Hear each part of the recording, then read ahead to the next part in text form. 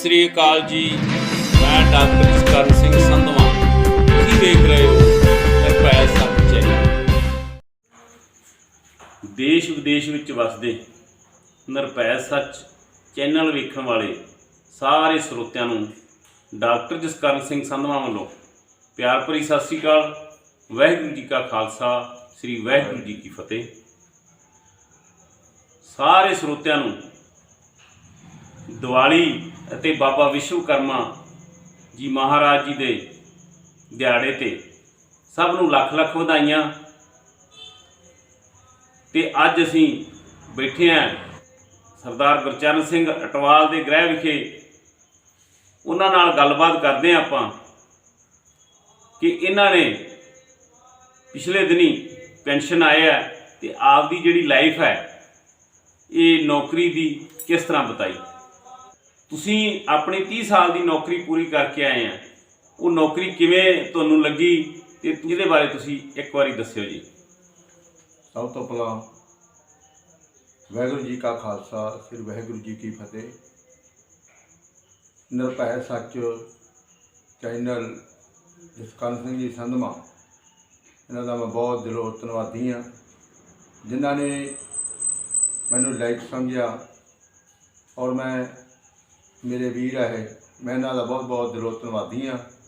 और सब तो पहला मैं अपनी रिटायरमेंट बारे तुहानूं चानना पावां संधवा जी कि मैं 30-31 साल की सर्विस करके अज 28 तरीक नूं मैं रिटायरमेंट होया सीगा ते मैं 28 सालों दे विच बहुत ही 3-4 प्रमोशनां प्राप्त कीतियां। जिस तो मैं क्लर्क बनया, क्लर्क तो जूनीयर सहायक बनया, जूनीयर सहायक तो सीनियर सहायक बनया।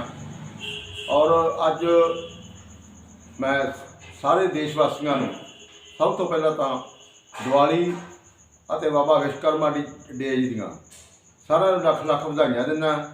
और अगे तो परमात्मा के अगे अरदास करदा कि जो मैं सर्विस की है और लोगों की सेवा करनी है उस दे विच मैं सारिਆਂ ਨੂੰ लख लख दिवाली ਦੀਆਂ मुबारਕਾਂ दिना। अटवाल साहब, तुसी 30 सालों की नौकरी की है, उस नौकरी के दौरान तुसी जथेबंदियां दे विच भी रहे हैं, लोगों की सेवा की है, हुण तुसी राजनीति विच भी आ गए हैं। उहदे बारे दसोगे तुहानूं किवें यह महसूस हुंदा सीगा जदों तुसी नौकरी के दौरान जथेबंदियां दे विच रह के गरीब लोगों की मदद करते सी।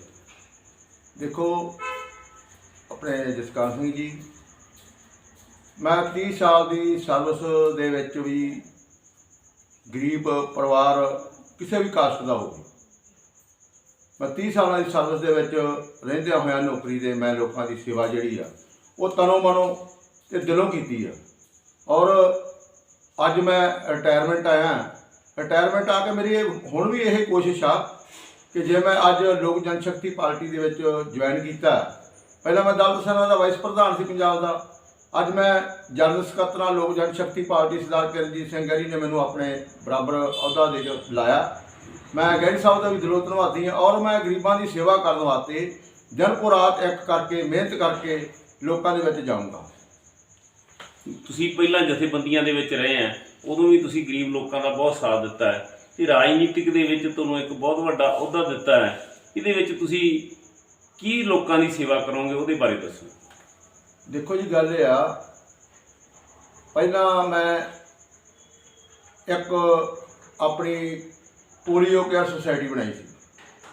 पोलियो केयर सोसाइटी है जिहड़ी वो गरीबां दे पोलियो तो असीं पैदा की शुरू की। साढ़े पिंड दे विच बड़ा गरीब लोगों को पोलियो होया सी, वो असीं सारे पिंड दे लोगों ने रल के असीं एक कथन कीता सी कि ये पोलियो जिहड़ा इहनूं खत्म करना है। असीं वो मेरे ख्याल तकरीबन 5-7 सालों के वो पोलियो का जिहड़ा साडे पिंड दे विच खात्मा करता जी। अज उस तो साडे कैंप लाउण तो बाद वो साडे पिंड दे विच पोलियो किसी बच्चे नूं पैदा नहीं होया।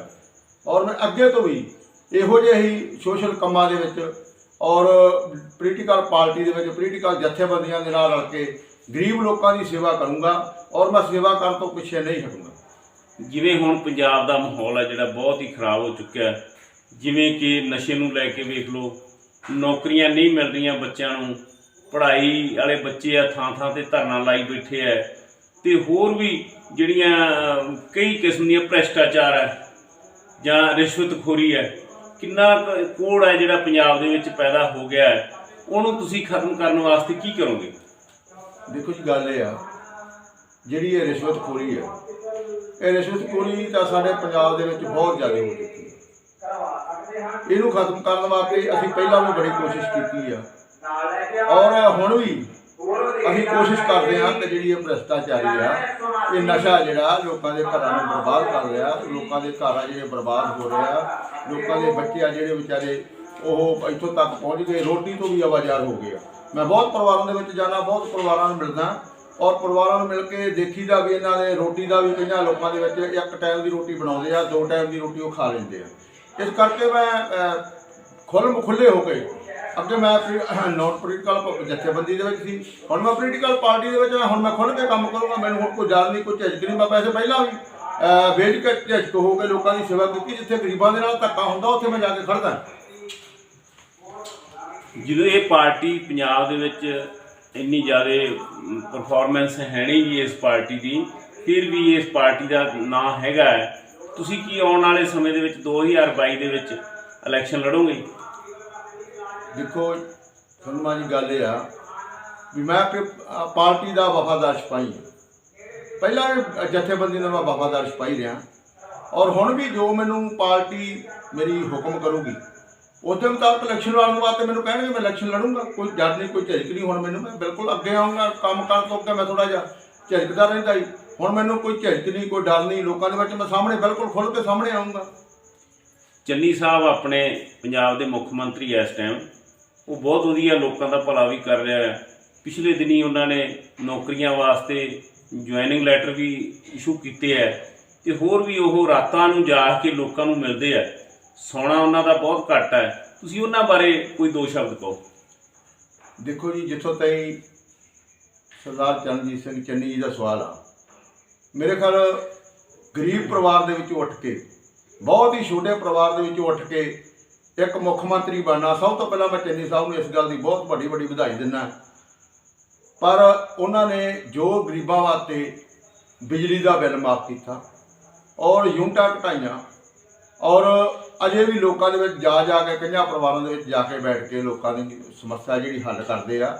ਇੱਕ ਮੈਂ ਸੁਣੀ ਸੀ ਵੀਡੀਓ, ਉਹ ਕਿਸੇ ਗਰੀਬ ਪਰਿਵਾਰ ਦੇ ਸਕੂਲ ਦੇ ਵਿੱਚ ਚਲੇ ਗਏ। ਸਕੂਲ ਦੇ ਵਿੱਚ ਜਾ ਕੇ ਉਹਨਾਂ ਨੇ ਬੱਚਿਆਂ ਦੀ ਹਾਜ਼ਰੀ ਚੈੱਕ ਕੀਤੀ, ਜਿੱਥੇ ਕਿ 29 ਬੱਚੇ ਹਾਜ਼ਰ ਪਾਏ ਗਏ। 29 ਬੱਚਿਆਂ ਦੇ ਵਿੱਚੋਂ 28 ਬੱਚੇ ਹਾਜ਼ਰ ਸੀ। 28 ਬੱਚਿਆਂ ਦੇ ਵਿੱਚ ਇੱਕ ਬੱਚਾ ਸਕੂਲ ਨਹੀਂ ਸੀ ਜਾਂਦਾ। ਤਾਂ ਚਰਨਜੀਤ ਸਿੰਘ ਚੰਨੀ ਜੀ ਨੇ ਸਕੂਲ ਵਾਲਿਆਂ ਨੂੰ ਪੁੱਛਿਆ ਕਿ 29ਵਾਂ ਬੱਚਾ ਸਕੂਲ ਦੇ ਵਿੱਚ ਹਾਜ਼ਰ ਕਿਉਂ ਨਹੀਂ ਆਉਂਦਾ। ਤਾਂ ਚਰਨਜੀਤ ਸਿੰਘ ਚੰਨੀ ਜੀ ਨੇ ਇੱਕੋ ਸਵਾਲ ਕੀਤਾ ਹੈਡਮਾਸਟਰ ਨੂੰ ਕਿ ਇਹ ਬੱਚਾ ਸਕੂਲ ਕਿਉਂ ਨਹੀਂ ਆਉਂਦਾ। ਤਾਂ ਉਸਨੇ ਕਿਹਾ ਵੀ ਇਸ ਬੱਚੇ ਕੋਲ ਵਰਦੀ ਨਹੀਂ ਹੈ। ਚਰਨਜੀਤ ਸਿੰਘ ਚੰਨੀ ਨੇ ਉਸ ਨੂੰ ਇਸੇ ਗੱਲ ਦਾ ਪੁੱਛਿਆ, ਬੱਚੇ ਨੂੰ ਪਰਿਵਾਰ ਦੇ ਵਿੱਚ ਜਾ ਗਿਆ, ਪਰਿਵਾਰ ਦੇ ਵਿੱਚ ਜਾ ਕੇ ਬੈਠ ਕੇ ਉਹਨਾਂ ਨਾਲ ਗੱਲ ਕੀਤੀ ਵੀ ਕਾਕਾ ਤੂੰ ਸਕੂਲ ਕਿਉਂ ਨਹੀਂ ਜਾਂਦਾ। ਔਰ ਫਿਰ ਉਸਦੇ ਪਿਤਾ ਨੂੰ ਵੀ ਉਹਨਾਂ ਨੇ ਪੁੱਛਿਆ ਵੀ ਤੇ ਬੱਚੇ ਨੂੰ ਤੁਸੀਂ ਸਕੂਲ ਕਿਉਂ ਨਹੀਂ ਭੇਜਦੇ। ਉਹਦੇ ਪਿਤਾ ਨੇ ਇੱਕੋ ਹੀ ਸਵਾਲ ਦੱਸਿਆ ਕਿ ਮੈਂ ਗਰੀਬ ਪਰਿਵਾਰ ਹਾਂ, ਮੇਰੇ ਕੋਲ ਤਾਂ ਰੋਟੀ ਦਾ ਸਾਧਨ ਵੀ ਹੈ ਨਹੀਂ, ਮੇਰੇ ਕੋਲ ਮਕਾਨ ਵੀ ਹੈ ਨਹੀਂ, ਮੇਰੇ ਕੋਲ ਘਰ ਵੀ ਹੈ ਨਹੀਂ, ਮੇਰੇ ਕੋਲ ਕੱਪੜੇ ਪਾਉਣ ਨੂੰ ਹੈ ਨਹੀਂ, ਬੱਚੇ ਦੀ ਵਰਦੀ ਲੈਣ ਵਾਸਤੇ ਪੈਸੇ ਹੈ ਨਹੀਂ, ਇਸ ਕਰਕੇ ਮੇਰਾ ਬੱਚਾ ਜਿਹੜਾ ਉਹ ਸਕੂਲ ਦੇ ਵਿੱਚ ਨਹੀਂ ਜਾਂਦਾ। ਤਾਂ ਚਰਨਜੀਤ ਸਿੰਘ ਚੰਨੀ ਜੀ ਨੇ ਉਸੇ ਵੇਲੇ ਜਿਹੜਾ ਸਕੂਲ ਦੇ ਵਿੱਚ ਚੈੱਕ ਦਿੱਤਾ ਸੀ, ਉਸੇ ਰਾਤ ਹੈਡਮਾਸਟਰ ਤੋਂ ਫੜ ਕੇ ਉਸ ਬੱਚੇ ਦੇ ਪਰਿਵਾਰ ਨੂੰ 1 ਲੱਖ ਰੁਪਏ ਦਾ ਚੈੱਕ ਦੇਣ ਦਾ ਕੰਮ ਕੀਤਾ। ਬਹੁਤ ਹੀ ਸ਼ਲਾਘਾਯੋਗ ਕੰਮ ਆ। ਚਰਨਜੀਤ ਚੰਨੀ ਜੀ ਇਸ ਵੇਲੇ ਜੋ ਕੰਮ ਕਰ ਰਹੇ ਆ, ਬਹੁਤ ਹੀ ਸ਼ਲਾਘਾਯੋਗ ਕੰਮ ਕਰ ਰਹੇ ਆ। ਔਰ ਬਾਕੀ ਉਹਨਾਂ ਦੇ ਨਾਲ ਜਿਹੜੇ ਕੰਮ ਕਰਦੇ ਆ, ਮੈਂ ਉਹਨਾਂ ਨੂੰ MLA ਆ, ਮੰਤਰੀ ਆ, ਉਹਨਾਂ ਨੂੰ ਵੀ ਕਹੂੰਗਾ ਕਿ ਚਰਨਜੀਤ ਸਿੰਘ ਚੰਨੀ ਬਹੁਤ ਵਧੀਆ ਕੰਮ ਕਰ ਰਹੇ। ਉਹਦੇ ਪੈਰ ਖਿੱਚਣ ਦਾ ਕੰਮ ਬਿਲਕੁਲ ਨਾ ਕਰਨ। ਚਰਨਜੀਤ ਸਿੰਘ ਚੰਨੀ ਜਿਹੜੇ ਇੱਕ ਬਹੁਤ ਗਰੀਬ ਪਰਿਵਾਰ ਦੇ ਵਿੱਚ ਉੱਠ ਕੇ ਆਏ ਆ। ਗਰੀਬਾਂ ਦੀ ਸੇਵਾ ਤਾਂ ਉਹੀ ਕਰਦਾ, ਕੰਡੇ ਵੱਜਣ ਤਾਂ ਉਹੀ ਜਾਣਦਾ ਜਿਹੜੇ ਨੂੰ ਕੰਡੇ ਦਾ ਦਰਦ ਆ, ਜਿਹਨੂੰ ਕੰਡੇ ਦੀ ਪੀੜ ਦਾ ਪਤਾ। ਮੁੜਕਾ ਉਸੇ ਨੂੰ ਆਉਂਦਾ ਜਿਹੜਾ ਬੰਦਾ ਕੰਮ ਕਰਦਾ। ਜਿਹੜਾ ਬੰਦਾ ਕੰਮ ਨਹੀਂ ਕਰਦਾ ਉਸ ਬੰਦੇ ਨੂੰ ਮੁੜਕਾ ਕਾਹਦਾ। ਸਾਡੇ ਪੰਜਾਬ ਦੇ ਮੁੱਖ ਮੰਤਰੀ ਕੈਪਟਨ ਸਾਹਿਬ ਰਹੇ ਆ। ਕੈਪਟਨ ਸਾਹਿਬ ਨੇ 4.5 ਸਾਲਾਂ ਦੇ ਵਿੱਚ ਕਿਸੇ ਦਾ ਕੱਖ ਨਹੀਂ ਕੀਤਾ। ਤੁਸੀਂ 6ਵੇਂ ਪੇ ਕਮਿਸ਼ਨ ਦੀ ਰਿਪੋਰਟ 'ਤੇ ਲੈ ਲਓ। 6ਵੇਂ ਪੇ ਕਮਿਸ਼ਨ ਦੀ ਰਿਪੋਰਟ ਆ ਜਿਹੜੀ 4.5 ਸਾਲ ਲੰਘ ਗਏ। 4.5 ਸਾਲਾਂ ਦੇ ਵਿੱਚ ਮੁਲਾਜ਼ਮਾਂ ਨੂੰ ਲਾਰੇ ਲਾਉਣ ਤੋਂ ਸਿਵਾਇਆ ਕੁਝ ਨਹੀਂ ਦਿੱਤਾ। ਮੁਲਾਜ਼ਮ ਵਿਚਾਰੇ ਡੇਲੀ ਸੜਕਾਂ ਦੇ ਉੱਤੇ ਰੋਂਦੇ ਫਿਰਦੇ, ਵਿਲਕਦੇ ਫਿਰਦੇ ਆ। ਸਾਡੀਆਂ ਧੀਆਂ ਭੈਣਾਂ ਜਿਹੜੀਆਂ ਮੁਲਾਜ਼ਮਾਂ ਕੰਮ ਕਰਦੀਆਂ, ਆਂਗਣਵਾੜੀ ਦੇ ਵਿੱਚ ਕੰਮ ਕਰਦੀਆਂ, ਆਂਗਣਵਾੜੀ ਦੇ ਵਿੱਚ ਕੁੜੀਆਂ ਦੇ ਵਿਚਾਰੀਆਂ ਦੇ ਉੱਤੇ ਕੁੱਟਮਾਰ ਕੀਤੀ ਗਈ, ਗੁੱਤਾਂ ਖਿੱਚੀਆਂ ਗਈਆਂ, ਬੁਰਾ ਹਾਲ ਕੀਤਾ ਗਿਆ। ਇਹ ਕੋਈ ਸਰਕਾਰ ਦਾ ਕੰਮ ਥੋੜ੍ਹੀ ਹੈ। ਸਰਕਾਰ ਦੇ ਬਣਾਉਂਦੇ ਆ ਲੋਕ, ਸਰਕਾਰ ਲੋਕ ਇਸ ਕਰਕੇ ਬਣਾਉਂਦੇ ਆ, ਸਰਕਾਰ ਦੇ ਕੋਲੇ ਲੋਕ ਆਪਣੀਆਂ ਫਰਿਆਦਾਂ ਲੈ ਕੇ ਜਾਣ, ਔਰ ਲੋਕ ਉਹਨਾਂ ਕੋਲੇ ਫਰਿਆਦਾਂ ਲੈ ਕੇ ਜਾਣ ਤੇ ਇਹ ਲੋਕਾਂ ਦੇ ਡਾਂਗਾ ਫੇਰਦੇ। ਕਿੱਧਰ ਅਸੂਲ ਆ? ਨਹੀਂ ਧਰਨੇ ਤਾਂ ਹੁਣ ਵੀ ਲੱਗ ਰਹੇ ਆ ਅਟਵਾਲ ਸਾਹਿਬ, ਧਰਨੇ ਵੀ ਲੱਗ ਰਹੇ ਆ। ਡਾਂਗਾ ਪਿਛਲੇ ਦਿਨ ਸੁਣਨ ਚ ਆਇਆ ਵੀ ਬੇਰੁਜ਼ਗਾਰਾਂ ਦੀ ਹੜਤਾਲ ਸੀ, ਹਾਂਜੀ, ਉਹਦੇ 'ਚ ਡਾਂਗਾ ਵੀ ਵਰੀਆਂ ਜੀ, ਉਹਦੇ ਬਾਰੇ ਤੁਸੀਂ ਦੱਸੋ। ਦੇਖੋ ਜੀ, ਜਿੱਥੋਂ ਤਾਈ ਡਾਂਗਾ ਦੀ ਗੱਲ ਆ, ਮੇਰੇ ਖਿਆਲ 'ਚ ਵੀ ਚੰਨੀ ਸਾਹਿਬ ਆ ਜਿਹੜੇ, ਇਹ ਲੋਕਾਂ ਦੀਆਂ ਫਰਿਆਦਾਂ ਨੂੰ ਬਿਲਕੁਲ ਸੁਣਨਗੇ ਔਰ ਕਿਸੇ ਨੂੰ ਵੀ ਅੱਗੇ ਤੋਂ ਇਹ ਬੇਨਿਆਂ ਜਿਹੜਾ ਚੰਨੀ ਸਾਹਿਬ ਨੂੰ ਵੀ ਇਸ ਗੱਲ ਦਾ ਧਿਆਨ ਦੇ ਕੇ ਲੋਕਾਂ ਦੇ ਵਿੱਚ ਆਉਣਾ ਚਾਹੀਦਾ, ਅੱਗੇ ਆ ਕੇ ਲੋਕਾਂ ਦਾ ਕੰਮ ਕਰਨਾ ਚਾਹੀਦਾ। ਔਰ ਜਿਹੜੀਆਂ ਇਹਨਾਂ ਦੀਆਂ ਵਿਚਾਰਾਂ ਦੀਆਂ ਪੇ ਕਮਿਸ਼ਨ ਦੀਆਂ ਰਿਪੋਰਟਾਂ ਮੰਗਣ ਵਾਸਤੇ ਜਾਂਦੇ ਆ, ਲੋਕਾਂ ਨੇ ਸਰਕਾਰਾਂ ਤੋਂ ਮੰਗਣ ਵਾਸਤੇ ਜਾਣਾ। ਚੰਨੀ ਸਾਹਿਬ ਉਹਨਾਂ ਦੀਆਂ ਬੈਠ ਕੇ ਗੱਲਾਂ ਸੁਣਦੇ, ਗੱਲਾਂ ਸੁਣ ਕੇ ਉਹਨਾਂ ਦਾ ਮਸਲਾ ਹੱਲ ਕਰਨ। ਜਿਹੜੀਆਂ ਡਾਂਗਾ ਸੋਟੇ ਵਾਲਾ ਕੰਮ ਆ ਜਿਹੜਾ, ਇਹ ਵਧੀਕੀਆਂ ਹੁੰਦੀਆਂ, ਇਹ ਬਿਲਕੁਲ ਬਹੁਤ ਗਲਤ ਆ, ਇਹ ਨਹੀਂ ਹੋਣੀਆਂ ਚਾਹੀਦੀਆਂ। ਲੋਕਾਂ ਨੇ ਤੇਰੇ ਕੋਲ ਆਉਣਾ ਹੀ ਆਉਣਾ, ਲੋਕ ਆਉਂਦੇ ਵੀ ਰਹਿਣਗੇ। ਔਰ ਮੈਂ ਅੱਗੇ ਤੋਂ ਵਿਸ਼ਵਾਸ ਕਰਦਾ ਕਿ ਚੰਨੀ ਸਾਹਿਬ ਇਹਨਾਂ ਲੋਕਾਂ ਦੀਆਂ ਫਰਿਆਦਾਂ ਸੁਣਨਗੇ ਔਰ ਇਹੋ ਜਿਹਾ ਕੰਮ ਬਿਲਕੁਲ ਨਹੀਂ ਹੋਣ ਦੇਣਗੇ। ਅਟਵਾਲ ਸਾਹਿਬ, ਤੁਹਾਡੀ ਪਾਰਟੀ ਜੇਕਰ ਸੱਤਾ ਦੇ ਵਿੱਚ ਆਉਂਦੀ ਹੈ ਤੇ ਤੁਸੀਂ ਗਰੀਬ ਲੋਕਾਂ ਵਾਸਤੇ ਕੀ ਕੁਝ ਕਰੋਗੇ, ਕੀ ਸੋਚੋਗੇ? ਕਿਉਂਕਿ ਆਲਰੇਡੀ ਜਿਹੜੀ ਤੁਹਾਡੀ ਪਾਰਟੀ ਹੈ ਇਹ ਗਰੀਬ ਜਿਹੜੇ ਪਰਿਵਾਰ ਉਹਨਾਂ ਨਾਲ ਸੰਬੰਧਿਤ ਹੈ, ਇਹਦੇ ਬਾਰੇ ਦੱਸੋ। ਦੇਖੋ ਜੀ, ਜਿੱਥੋਂ ਤਾਈ ਗਰੀਬਾਂ ਦੀ ਸੇਵਾ ਦੀ ਗੱਲ ਆ, ਮਨ ਦੇ ਵਿੱਚ ਬਹੁਤ ਵੱਡੀਆਂ ਆਸਾਂ। ਸਭ ਤੋਂ ਪਹਿਲਾਂ ਦਲਿਤ ਸੈਨਾ ਨੇ ਮੁੱਦਾ ਚੱਕਾ ਹੀ ਲਾ ਲਿਆ, ਲੋਕਾਂ ਨੂੰ, ਗਰੀਬਾਂ ਨੂੰ ਘਰਾਂ ਦੇ ਮਾਲਕ ਬਣਾਉਣਾ। ਉਹ ਅੱਜ ਸਾਡਾ ਸੁਪਨਾ ਜਿਹੜਾ, ਉਹ ਗਰੀਬਾਂ ਦਾ ਸੁਪਨਾ ਜਿਹੜਾ ਅੱਜ ਪੂਰਾ ਹੋ ਚੁੱਕਾ। ਲਾਲ ਲਖੀਰ ਦੀ ਜਿੱਤ ਆ ਜਿਹੜੀ, ਅਸੀਂ ਉਹ ਪ੍ਰਾਪਤ ਕੀਤੀ ਆ। ਅਸੀਂ ਇੱਥੋਂ ਚੰਡੀਗੜ੍ਹ ਤੋਂ ਅਸੀਂ ਦਿੱਲੀ ਗਏ ਸੀ ਸਾਈਕਲਾਂ ਤੇ ਜਾ ਕੇ ਅਸੀਂ ਰਾਮ ਵਿਲਾਸ ਪਾਸਵਾਨ ਜੀ ਦੇ ਨਾਲ ਜਾ ਕੇ ਸੰਸਦ ਨੂੰ ਭੇਜ ਦਾ ਕੰਮ ਕੀਤਾ ਸੀ। ਔਰ ਉਸ ਦੇ ਭੇਜ ਦੇ ਨਾਲ ਅੱਜ ਜਿਹੜੀ ਲਾਲ ਲਖੀਰ ਆ ਜਿਹੜੀ, ਉਹ ਖਤਮ ਹੋ ਚੁੱਕੀ ਆ ਔਰ ਲੋਕਾਂ ਨੂੰ, ਗਰੀਬਾਂ ਨੂੰ ਘਰਾਂ ਦੇ ਮਾਲਕ ਬਣਾਇਆ ਜਾ ਰਿਹਾ ਔਰ ਗਰੀਬਾਂ ਨੂੰ ਘਰਾਂ ਦੇ ਮਾਲਕ ਬਹੁਤ ਹੀ ਜਲਦੀ ਬਣਾ ਦੇਣਾ। ਮੈਂ ਇਸ ਕਰਕੇ ਚੰਨੀ ਸਾਹਿਬ ਨੂੰ ਬੇਨਤੀ ਕਰਦਾ ਕਿ ਚੰਨੀ ਸਾਹਿਬ ਇਸ ਗੱਲ ਵੱਲ ਬਿਲਕੁਲ ਧਿਆਨ ਦੇਣ, ਕਿਉਂਕਿ ਲਾਲ ਲਖੀਰ ਦੇ ਅੰਦਰ ਤਾਂ ਗਰੀਬ ਲੋਕ ਬੜੇ ਆਉਂਦੇ ਆ। ਗਰੀਬ ਲੋਕ ਕਿਸੇ ਵੀ ਕਾਸਟ ਦੇ ਹੋਣ, ਇਸ ਦੇ ਨਾਲ ਸਾਡਾ ਕੋਈ ਮਤਲਬ ਨਹੀਂ। ਗਰੀਬ ਲਾਈ ਉਸ ਬੰਦੇ ਨੂੰ ਸਮਝਦੇ ਆ ਜਿਹੜੇ ਬੰਦੇ ਨੂੰ ਰੋਟੀ ਨਹੀਂ ਮਿਲਦੀ, ਜਿਹੜੇ ਬੰਦੇ ਦਾ ਘਰ ਨਹੀਂ, ਜਿਹੜੇ ਬੰਦੇ ਦਾ ਮਕਾਨ ਨਹੀਂ। ਕਾਸਟ ਨਾਲ ਸਾਡਾ ਕੋਈ ਸੰਬੰਧ ਨਹੀਂ। ਬਹੁਤ ਬਹੁਤ ਧੰਨਵਾਦ ਜੀ। ਇਹ ਸਨ ਸਰਦਾਰ ਗੁਰਚਰਨ ਸਿੰਘ ਜੀ ਅਟਵਾਲ, ਤੇ ਇਹਨਾਂ ਨਾਲ ਗੱਲਬਾਤ ਕੀਤੀ। ਇਹਨਾਂ ਨੇ ਦੱਸਿਆ ਕਿ ਮੈਂ 30 ਸਾਲ ਦੀ ਨੌਕਰੀ ਕੀਤੀ ਹੈ। 30 ਸਾਲ ਦੀ ਨੌਕਰੀ ਦੌਰਾਨ ਇਹ ਸਮਾਜ ਸੇਵੀ ਬੰਦੇ ਹੈ, ਸਮਾਜ ਦੀ ਸੇਵਾ ਕਰਦੇ ਰਹੇ ਆ ਜਥੇਬੰਦੀਆਂ ਵਿੱਚ ਰਹਿ ਕੇ। ਹੁਣ ਇਹ ਜਦੋਂ ਪੈਨਸ਼ਨ ਆ ਗਏ ਹੈ ਤੇ ਇਹਨਾਂ ਨੇ ਲੋਕ ਜਨਸ਼ਕਤੀ ਪਾਰਟੀ ਦੇ ਵਿੱਚ ਐਂਟਰੀ ਕੀਤੀ ਹੈ। ਉੱਥੇ ਇਹਨਾਂ ਨੇ ਇਹ ਦੱਸਿਆ ਕਿ ਜੇ ਸਾਡੀ ਪਾਰਟੀ ਸੱਤਾ ਦੇ ਵਿੱਚ ਆਉਂਦੀ ਹੈ ਜੇ ਅਸੀਂ ਗਰੀਬ ਲੋਕਾਂ ਦੀ ਪੂਰੀ ਮਦਦ ਕਰਾਂਗੇ। ਮੈਂ ਡਾਕਟਰ ਜਸਕਰਨ ਸਿੰਘ ਸੰਧਵਾਂ, ਨਿਰਭੈ ਸੱਚ।